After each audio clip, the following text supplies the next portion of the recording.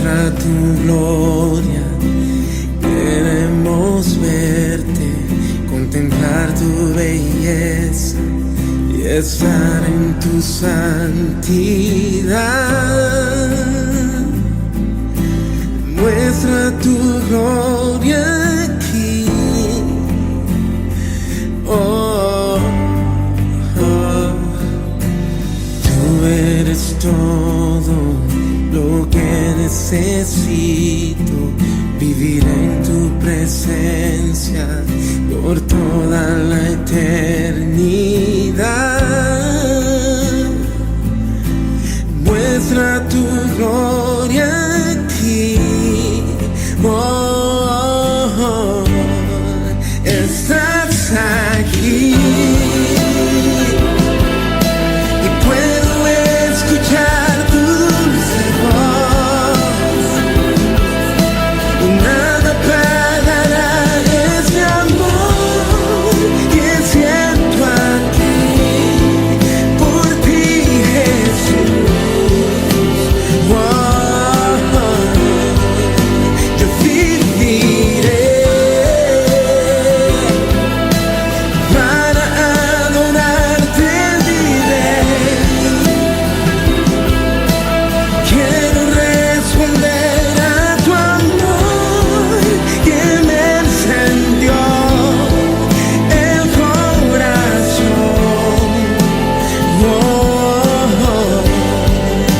Estás aquí.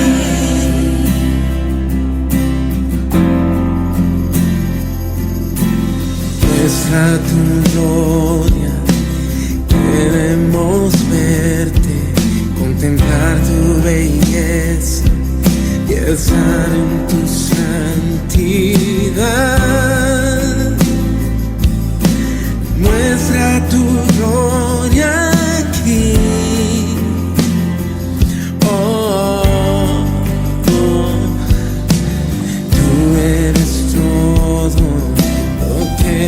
Necesito vivir en tu presencia por toda la eternidad.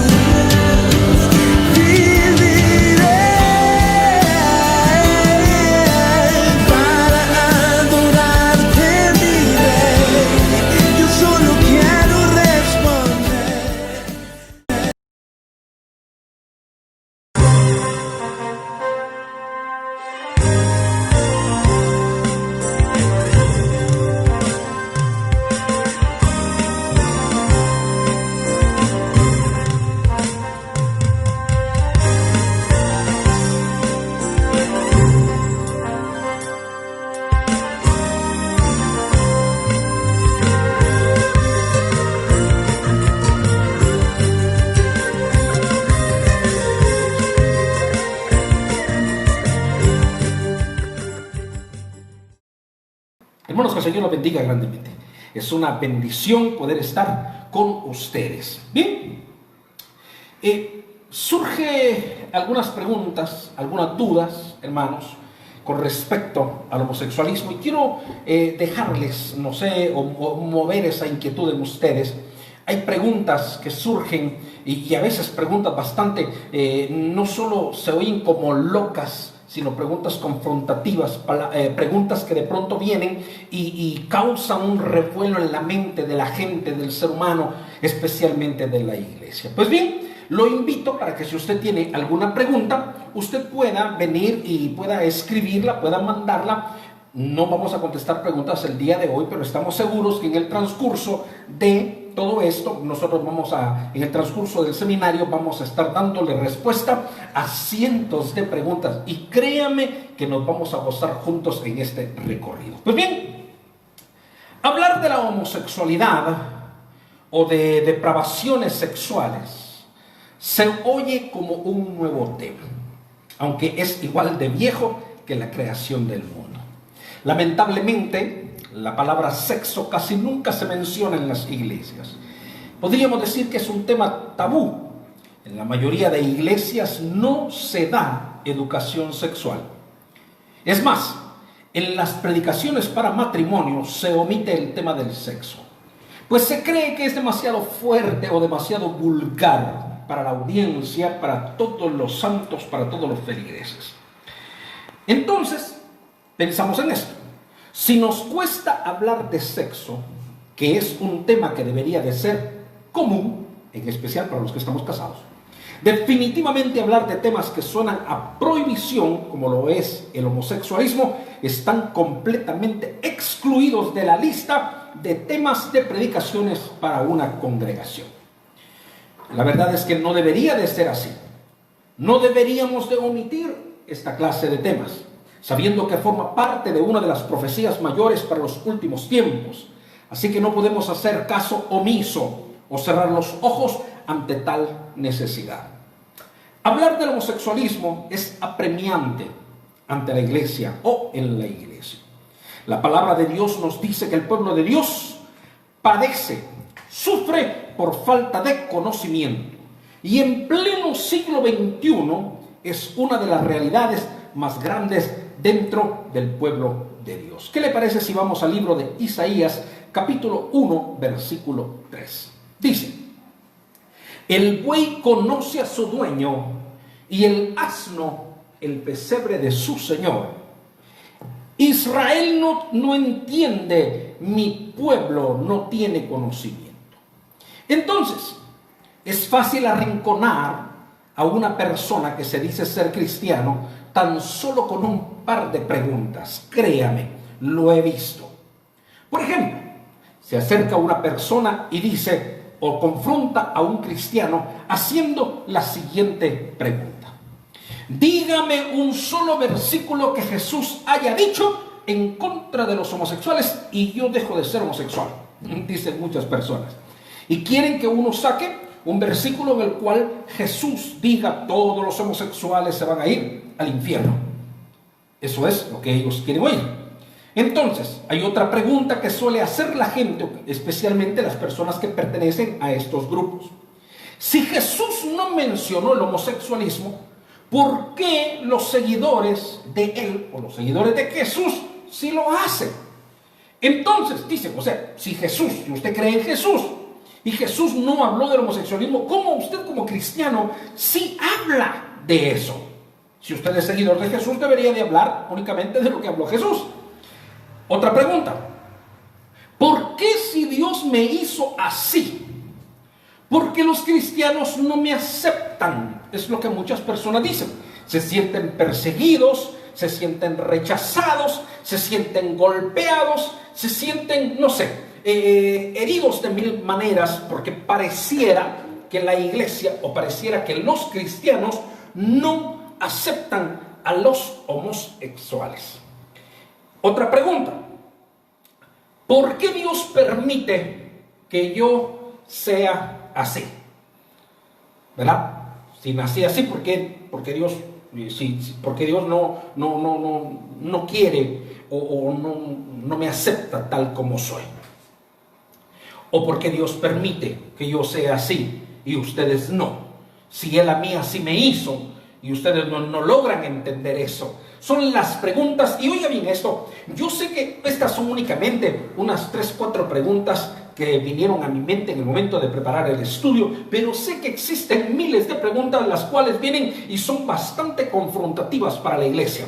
Lamentablemente, muchos cristianos en el momento de que le hacen la primera pregunta, un ejemplo, dígame un solo versículo que Jesús haya dicho en contra de los homosexuales, y empezamos a buscar en la Biblia y nos volvemos locos donde Jesús dijo eso, y resulta que no lo encontramos, entonces nos ponen manos arriba, y pareciera como que estamos perdiendo la batalla, o pareciera como que Jesús no está a favor de eso. Entonces necesitamos venir y entender. La iglesia quizás ante estas preguntas refutará a como pueda. Responderá con lo primero que se le venga a la mente. Lo más seguro es que termine mandando al infierno a las personas en un par de segundos, guiado por su celo por Dios, impulsado por su repugnancia hacia el pecado, pero lo que es peor, condenará a la gente gobernado por su ignorancia. Es uno de los problemas más graves que estamos pasando. Este mundo pecador se opone a todo y a todos, incluyendo a la misma iglesia. No es de extrañar por su mayor oposición a la palabra de Dios.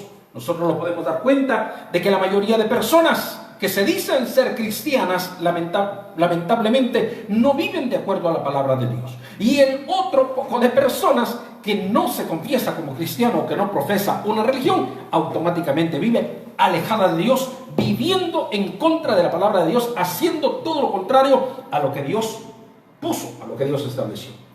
Para poder ver con claridad se necesita, vamos a irnos al libro de Isaías, capítulo 11, versículo 2. Isaías 11:2 dice: y reposará sobre él el espíritu de Jehová. Oiga esto: espíritu de sabiduría y de inteligencia, espíritu de consejo y de poder, espíritu de conocimiento y de temor de Jehová. Bien, es sencillo. ¿Por qué la gente o por qué el mundo se está perdiendo? ¿Por qué la gente que no es cristiana se está perdiendo? Uno, porque no tienen el Espíritu de Dios. Y una persona que no tiene el Espíritu de Dios automáticamente se va a levantar contra todo lo establecido por Dios. Dos, no tienen espíritu de sabiduría. No pueden entender. Aún oyendo no entienden. Aún mirando no creen. Tres, no tienen espíritu de consejo ni de poder. ¿Por qué? La mayoría de personas en el mundo no quieren consejo. Dice: ¿sabe qué, hermano pastor? ¿Y si yo me voy al infierno? ¿Y si yo soy homosexual? ¿Y si a mí me gustan los hombres? O la mujer que dice: a mí me gustan las mujeres. ¿Qué? Es mi problema. Déjeme así como estoy. No recibe consejo. No puede recibir consejo porque el Espíritu de Dios no está en él. No tiene espíritu de conocimiento. Por consiguiente, no le atina. Ya. A lo bueno le llama malo y a lo malo le llama bueno porque no le atina. No hay conocimiento. Y no tiene espíritu de temor. Y como no tiene espíritu de temor, pues es libre de hacer lo que le venga en gana. Entonces, lo mismo le pueden gustar las mujeres que lo mismo le pueden gustar los hombres. Entonces, no hay espíritu de Dios en las vidas. El pecador le huye a la búsqueda de la sabiduría. Prefiere leer memes en Facebook antes que leer un libro. Prefiere ver la televisión antes que escudriñar las escrituras. Prefiere un convivio, una fiesta, antes que ir a la iglesia. El pecador no quiere consejo. Le molesta el consejo. El pecador quiere poder, pero no para hacer cosas buenas, para ayudar, sino para estar por encima de todos los demás. El pecador no quiere adquirir conocimiento porque piensa que ya lo sabe todo. La mayoría de personas dicen: yo sé, y pareciera como que fueran sabios, pero resulta de que están más perdidos que el hijo de la llorona. El pecador no quiere tener temor a Dios. Le tienen temor a todo menos a Dios. Es increíble. El ladrón le tiene más miedo a la policía que al infierno. El adúltero le tiene más miedo a su mujer que la consecuencia de su pecado. El mundo se deprava cada día más. La gente se pierde, las verdaderas iglesias se están vaciando. Las falsas doctrinas están creciendo debido a la tergiversación de la palabra de Dios y parece que a nadie le importa. El homosexualismo está creciendo como la migración de la gente a Estados Unidos. Yo no sé si usted se recuerda, pero hace algunos años o muchos años era noticia cuando usted decía: yo tengo un familiar en Estados Unidos. Y era raro el que no tenía un familiar en Estados Unidos. Ahora usted le pregunta a alguien si tiene un familiar en Estados Unidos y es a la inversa. Es raro el que no tiene un familiar en Estados Unidos. Exactamente eso pasaba con el homosexualismo. Hace 25, 30 años era muy difícil que alguien saliera del closet, era muy difícil que alguien se declarara públicamente homosexual. Entonces era demasiado difícil que alguien pudiera decir que tenía una persona que padecía de esto en la familia. Lamentablemente ahora es a la inversa. Es rara la familia que no tiene una persona que está padeciendo de esto, del homosexualismo.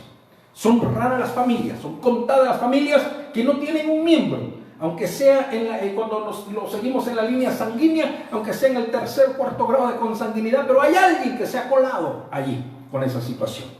Entonces, lamentablemente, ahora ya no es algo de extrañar. Ya es algo que cada día se va haciendo más frecuente, es algo que cada día se va haciendo cada vez más normal. Este grupo de personas exigen respeto y ellos dicen: hay que respetar a todos. Es lo que piden, es lo que gritan, es lo que exigen.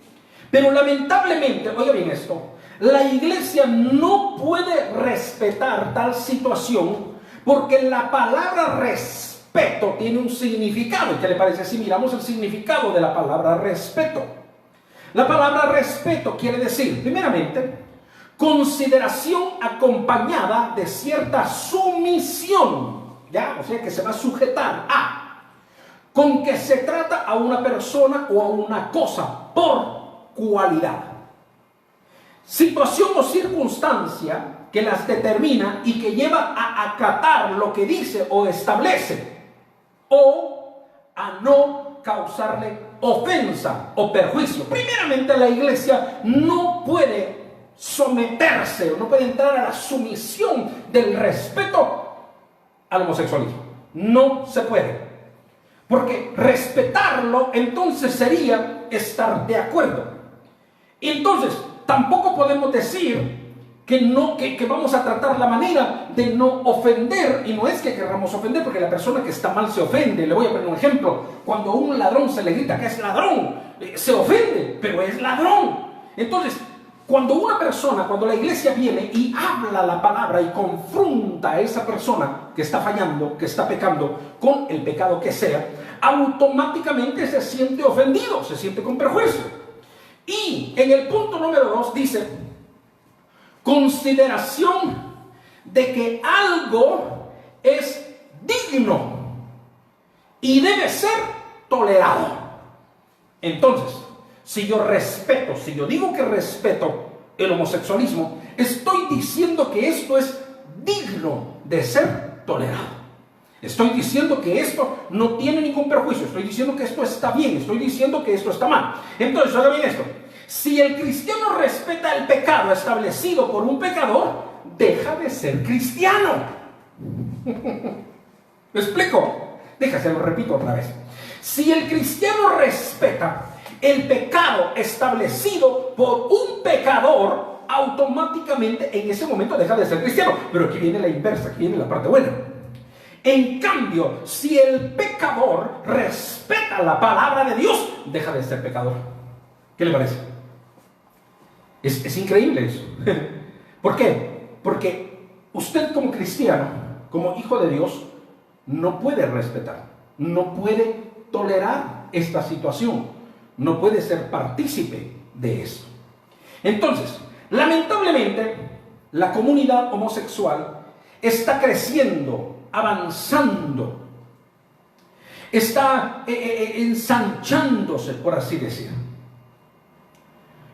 Pero hay algo que está sucediendo.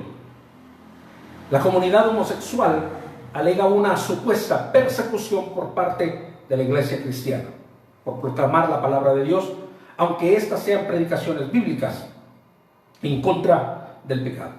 Se sienten acusados, se sienten perseguidos, se sienten ofendidos, se sienten no sé si es irrespetado o se siente que se le ha faltado el respeto. Pero pongámoslo de la manera correcta. ¿Quién está siendo verdaderamente perseguido o perseguida? Pregunto, ¿los homosexuales están siendo perseguidos por la iglesia? ¿O los homosexuales están persiguiendo a la iglesia? ¿Qué cree usted? ¿Cómo cree usted que queda mejor eso? ¿Ya? ¿La iglesia está persiguiendo a los homosexuales? ¿O los homosexuales están persiguiendo a la iglesia? ¿Ha visto usted a un grupo de cristianos con pancartas ahí alegando algo en contra de los homosexuales? ¿O ha visto un montón de grupos de homosexuales con pancartas alegando en contra de la iglesia? ¿Qué es lo que usted ha visto? ¿Quién está persiguiendo a quién? Ahora, lamentablemente, como la iglesia está dormida, la iglesia no sabe qué es lo que está pasando, la iglesia no le está atinando a lo que está sucediendo. Está viendo que las profecías se están cumpliendo y ni aún así se prepara. Entonces, lamentablemente la iglesia, podríamos decir que está dormida. No se ha dado cuenta que la quieren matar, que la quieren eliminar, que la quieren borrar del mapa. Oiga bien esto, porque la iglesia es lo que estorba para que la gente pueda pecar a gusto. Usted y yo somos la barrera que está deteniendo el juicio sobre esta tierra. Entonces, para ellos o para el mundo pecador, todo fuera tan bonito, ¿verdad? En este mundo todo fuera tan bonito si la iglesia aceptara todo tipo de pecado. Un ejemplo, que yo como pastor pudiera casar hombre con hombre, mujer con mujer, o hasta con animales si se le pega la gana, si hubiera la oportunidad. Entonces yo me convirtiera en un superpastor, el superpastor amoroso, el superpastor comprensible, el superpastor tolerante, porque él permite, él sí conoce el amor de Dios. Pastor César sí conoce el amor de Dios, porque él sí casa hombre con hombre. El pastor César González sí conoce el verdadero amor de Dios. No es como los demás pastores que le están tire a los homosexuales. No, este es un superpastor. Pero lamento informar que no soy ni amoroso, ni comprensible, ni asolapador del pecado. No puedo. Entonces, como no soy comprensible, ni amoroso, ni tapadera del pecado, me convierto en un perseguidor homofóbico. Entonces, eso es lo que dicen. Cuando un pastor se levanta a hablar la palabra de Dios en contra del pecado del homosexualismo, es tildado de homofóbico. Le tiene fobia, le tiene miedo a los homosexuales. Y lamentablemente no han entendido nada de lo que ellos dicen. Existen miles de hipótesis en cuanto a lo que la iglesia opina, piensa y siente en cuanto al tercer género. Cualquiera sea. Vamos a ver, ¿cuáles son esas hipótesis? Uno, que son odiados por los cristianos. ¿Ok? Que no son aceptados en las iglesias. Que son criticados y ofendidos por las iglesias. Que existe una guerra y persecución en contra de ellos. Entonces, cuando un cristiano viene y les habla la palabra, no lo toman como amor, lo toman como odio. Cuando un cristiano viene y les habla la palabra de Dios, se sienten separados, que no son aceptados. Y cuando se les menciona de que eso es pecado, que no es correcto, que va contra la naturaleza, que va contra todo, entonces se sienten criticados y ofendidos. Y por esa razón piensan que hay una guerra o una persecución en contra de ellos. Entonces, oiga bien esto.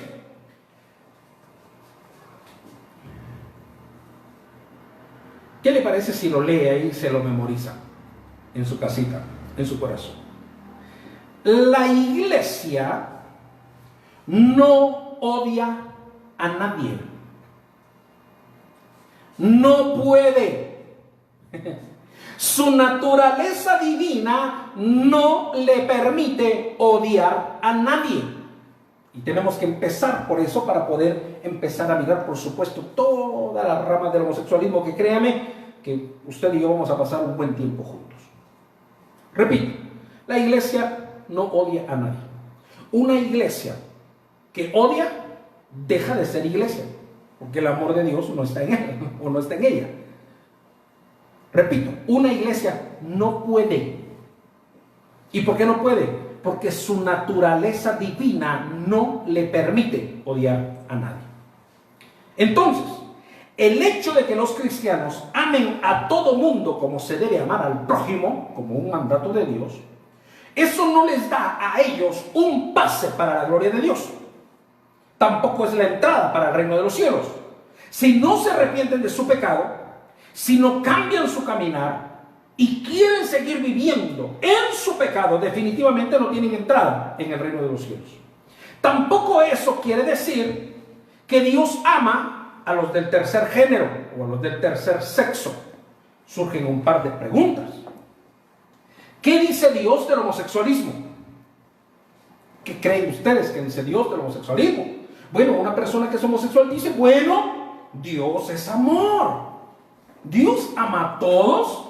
Dios ama al pecador. ¿Cómo ve Dios al homosexual, a los homosexuales? Y por supuesto el homosexual diría, bueno, Dios nos mira con ojos de amor, ¿verdad? Dios nos mira así porque pues somos sus hijos, dicen ellos, ¿verdad? Entonces, alguien dijo, Dios ama al pecador, pero no el pecado. Y la verdad, surge una pregunta. Le repito esto, Dios ama al pecador, pero no ama el pecado. Es lo que muchas iglesias profesan o dicen. Quiero preguntar, ¿por qué se le dice pecador al pecador? ¿Qué es lo que hace un pecador para ponerle el título de pecador? Déjeselo parafraseo de otra manera. Para que a una persona le digamos que es ladrón, ¿qué tiene que hacer? Tiene que robar. Una persona que no roba no califica para ladrón. ¿Me explico? Entonces, decimos, Dios ama al pecador, pero no ama el pecado. Pero esa persona es pecador. ¿Por qué? Porque hace pecado. El pecado que está en él lo convierte en pecador. Entonces, no se puede amar a alguien que tiene y que vive y que practica lo que Dios odia. ¿Me explico? No se puede decir que Dios ama a alguien que está irrumpiendo todas las leyes. Le voy a poner un ejemplo. Yo no puedo decir que soy bienvenido en la policía, en la estación de policía, si yo soy un malhechor, soy un ladrón, soy un tranza, soy un extorsionista. ¿Usted cree de que me van a dar la bienvenida a la policía?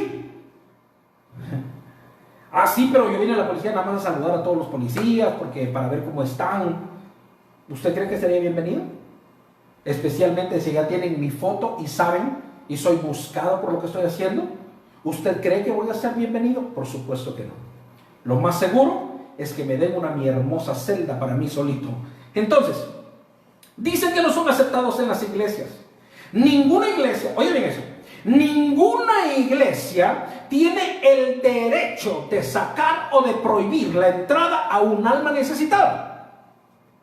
El mismo Jesús dijo que no venía por sanos sino por enfermos, que no venía por justos sino por pecadores. ¿Estamos claros en eso? La iglesia no puede prohibir la entrada a una persona que está en pecado. Todo mundo, oiga esto, tiene derecho de entrar a una iglesia.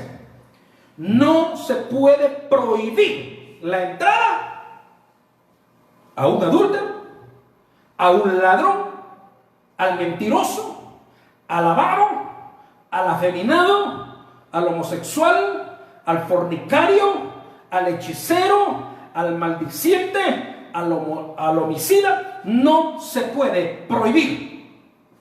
¿Ok? Cualquier persona es bienvenida a la casa de Dios. Cualquier pecador es bienvenida o bienvenido a la casa de Dios. Entonces, para entrar a la iglesia no hay ningún requisito. Cualquiera puede entrar a la iglesia. Cualquiera puede ir a la iglesia, por eso no le podemos prohibir, porque no hay ningún requisito. Pero para entrar al cielo, sí hay un requisito. Déjese lo repito. Para entrar a la iglesia o a una iglesia, no hay requisito. No hay un formulario que llenar. No hay nada que decir. Cualquiera, hasta el diablo puede entrar a la iglesia. ¿Ya? El diablo a veces se sienta en primera fila, a veces en segunda, en tercera, en cuarta, a veces en la última. A veces se sube hasta en el altar. A veces toca instrumentos. A veces da la bienvenida. A veces anda metido ahí. ¿Ya? Hasta el diablo entra a la iglesia. No podemos prohibir, quisiéramos prohibirlo, pero se nos cuela. Pero para entrar al cielo, ahí sí ya está el problema. Cualquiera puede entrar a la iglesia, pero no todos pueden entrar al cielo. Entonces, para poder entrar al cielo, sí hay un requisito, y ese requisito se llama Jesús. Sin Jesús, ¿ya? O sin Él, no hay cambio. La gente no va a poder cambiar si no tiene a Jesús en su corazón. Para tener un cambio verdadero se necesita tener a Jesús en el corazón. En el Evangelio según San Marcos, capítulo 8, versículo 34 dice: y llamando a la gente y a sus discípulos, les dijo: si alguno quiere venir en pos de mí, niéguese a sí mismo y tome su cruz y sígame. Recordemos que todo lo que tiene que ver con sexo, independientemente del tipo de sexo que se practique con la persona que se practique, oiga bien esto, para la persona que lo hace, para la persona que lo practica, para la persona que padece de esto, es una lucha muy grande. ¿Y por qué es una lucha muy grande? Porque es un deseo intenso, y eso le produce placer, eso le produce gusto, eso le produce satisfacción, aunque todo sea momentáneo. Entonces, por esa razón, la persona es cautiva del pecado. Y una persona que es cautiva del pecado difícilmente entenderá que es esclavo del pecado.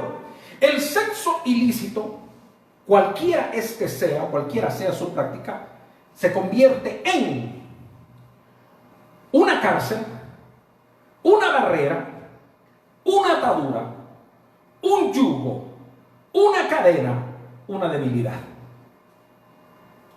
La gente que tiene cualquiera de lo mencionado vive cautivo, cegado, en temor, en culpabilidad, en vergüenza, y vive escondiéndose. El hecho de que se les permita entrar a la iglesia no quiere decir que tenemos que asolapar o que tenemos que permitir el pecado. El trabajo de la iglesia es redarguir, el trabajo de la iglesia es predicar la palabra de Dios como está escrita. Es ahí donde la persona tiene que luchar por negarse a sus deseos, cuando la persona es confrontada con la palabra. Esto es como cuando un enfermo llega al hospital por la enfermedad que sea. Oiga bien esto, un enfermo que es metido en un hospital no es garantía de que se va a sanar. Puede morir en el hospital si no es atendido. Al igual que un enfermo necesita atención y tiene un procedimiento, el pecador necesita atención y seguir el procedimiento del ministerio de la reconciliación. Una persona que no entiende esto, una persona que no ha llegado a la reconciliación con Dios, lamentablemente va a morir en su pecado. El pecador o el pecado, cualquiera sea, es una lucha constante, es una batalla personal, es una batalla mental y psicológica. Esta lucha es completamente personal. no depende de mis amigos, no depende de mis padres, no depende de mis maestros, no depende de mis pastores. Depende de mi disposición para hacer lo bueno o para hacer lo malo. En pocas palabras, yo escojo pecar. Yo escojo vivir en pecado. Y yo escojo dejar de pecar. Y yo escojo limpiar mi vida. Esto es una decisión. La mayoría de personas dicen, ay, hermano pastor, pero recuerde que ahorita todavía estamos en la introducción, ni siquiera hemos entrado a tocar toda la situación que esto conlleva. Santiago capítulo 1, versículo 12 dice, bienaventurado el varón que soporta la tentación, porque cuando haya resistido la prueba, recibirá la corona de vida, que Dios ha prometido a los que le aman. Cuando alguno es tentado, o sea, cuando alguno siente el deseo de pecar, cuando alguno siente el deseo de meter la pata, no diga que es tentado de parte de Dios. O sea, usted no puede decir que ese deseo a pecar viene o es infundido por el Espíritu Santo, porque Dios no puede ser tentado por el mal, ni Él tienta a nadie. O sea, esto, cuando yo siento la atracción sexual hacia alguien más, eso no tiene absolutamente nada que ver con Dios, sino con mis bajos instintos y con mis deseos, con mis pasiones. Sino que cada uno, versículo 14, es tentado cuando de su propia concupiscencia es atraído y seducido. Entonces, una persona que es atraída a pecar es porque le gusta, es porque ese es su deseo y es porque es su gusto y fue porque fue su decisión.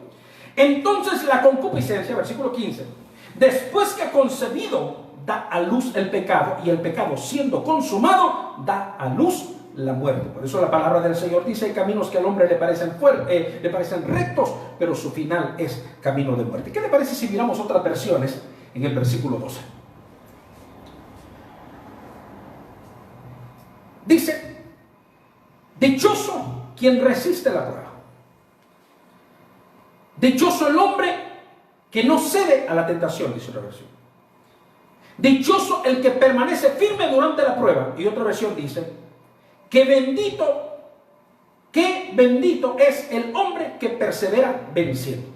Resistir la prueba, no ceder ante la tentación, permanecer firme y perseverar hasta el final es parte de lo que se necesita para poder vencer, para poder salir adelante.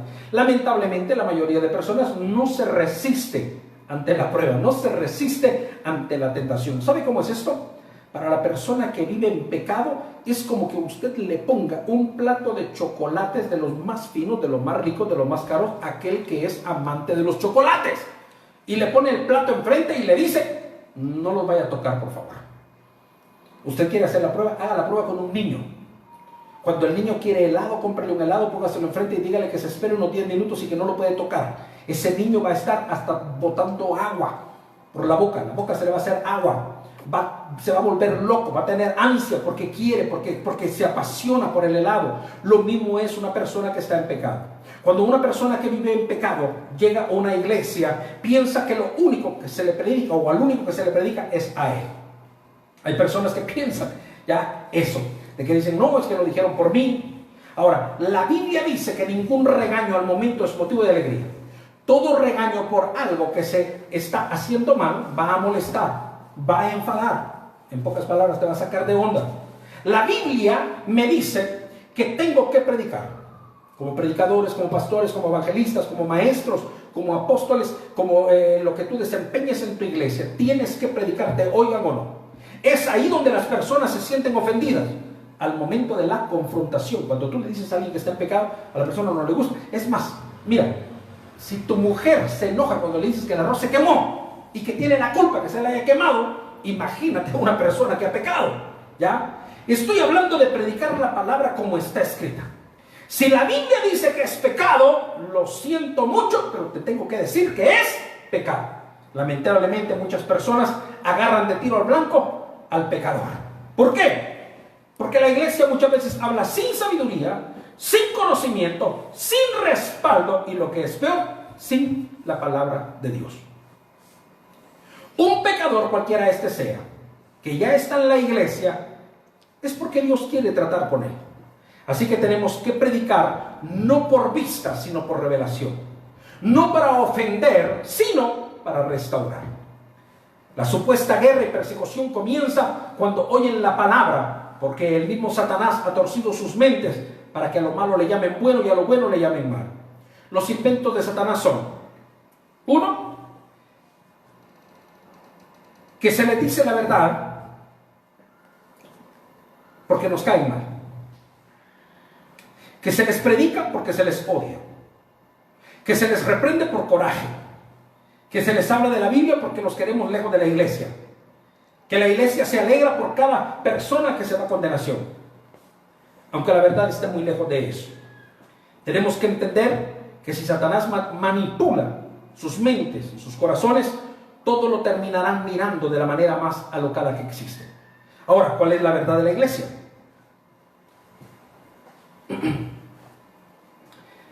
Se les dice la verdad primeramente, ¿por qué?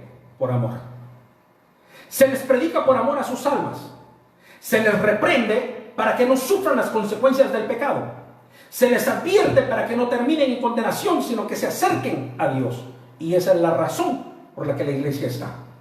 Jesús mismo lo padeció en carne propia. Fue rechazado, criticado, golpeado, escupido y crucificado. Porque la gente, cuando Jesús hablaba, se sentían amenazados, se sentían ofendidos y se sentían confrontados por las verdades que Él les decía. Entonces, dice también que se les rechaza por falta de información o por información tergiversada o manipulada. Pero la Biblia da toda la información para no aceptar ese tipo de acto. Más bien, oiga bien esto, las personas que terminan aceptando todo tipo de pecado es por falta de información.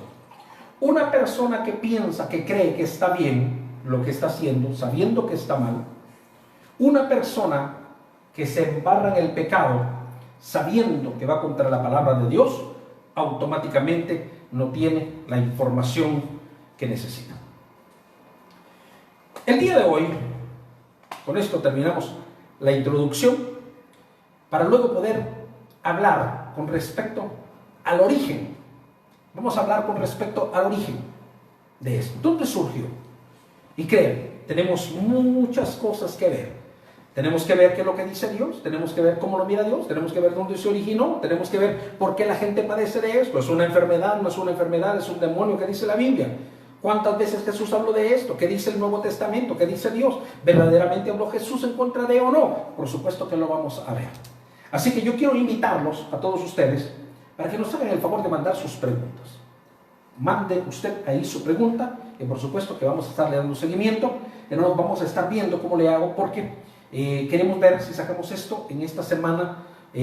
Posiblemente lo vamos a dividir en unas 7, 8 veces, en 8 etapas, para que usted pueda ir entendiendo a profundidad. Créame, tenemos que ver, tenemos que estudiar los géneros, tenemos que ver cuántos géneros ya hay marcados. Quiero contarle que son más de 100 y centavos de géneros ya registrados ante la gente que promulga, que mueve todo esto.